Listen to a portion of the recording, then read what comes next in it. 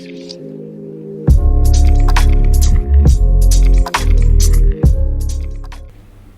viewers, Assalamu alaikum. This is Hasibul Islam and you are watching Tutorial 24.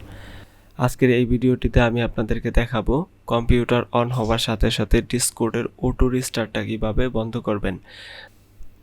যাদের লো and পিসি তাদের জন্য এটা অনেক সমস্যার কারণ হয়ে দাঁড়ায়, কারণ পিসি অন করার সময় এটা মোটামুটি স্লো থাকে, তো ডিসকর্ড যদি অটোমেটিক স্টার্ট হতে যায় তখন এটাকে আরও স্লো করে দেয়। তাছাড়া অনেক সময় পিসি অন করার পরই আমাদের ডিসকর্ড ব্যবহার করার প্রয়োজন পড়ে না, তাই ডিসকর্ডের অটো রিস্টার্টটা কীভাবে অফ করবেন সেটা আমি আজকের এই ভিডিওটিতে দেখাবো। আমি আপনাদেরকে মোট 3টা পদ্ধতি দেখাবো, এর যে কোনো একটা পদ্ধতি অবলম্বন করে আপনারা ডিসকর্ড অটো রিস্টার্ট বন্ধ করতে পারেন। তো কথা না বাড়িয়ে চলুন শুরু করে দেওয়া যাক। এর জন্য প্রথম যেটা করতে হবে, আপনার কম্পিউটারের সেটিংয়ে প্রবেশ করতে হবে।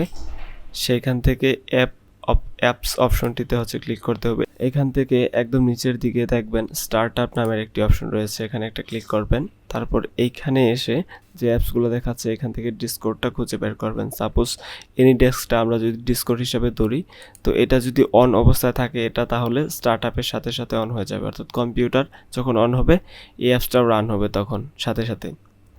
তো এটাকে এখানে আমরা ডিসকর্ডটা পাচ্ছি না, যারা এখানে ডিসকর্ডটা পাবেন এখান থেকে অফ করে দিবেন।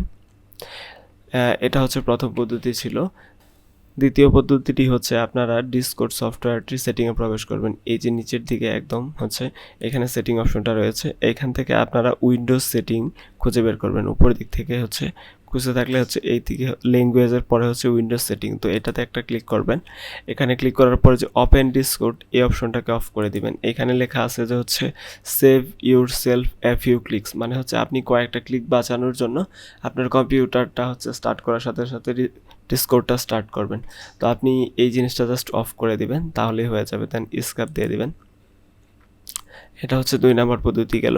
অ্যান্ড 3 নাম্বার পদ্ধতি যদি এই দুইটা পদ্ধতি আপনাদের কাজ না করে, 3 নাম্বার পদ্ধতিটা আমি এটা শুরুতে কেটে নিচ্ছি। তো আপনার টাস্ক বারে ক্লিক করে টাস্ক ম্যানেজারে প্রবেশ করবেন এবং এইখান থেকে স্টার্টআপ খুঁজে বের করবেন।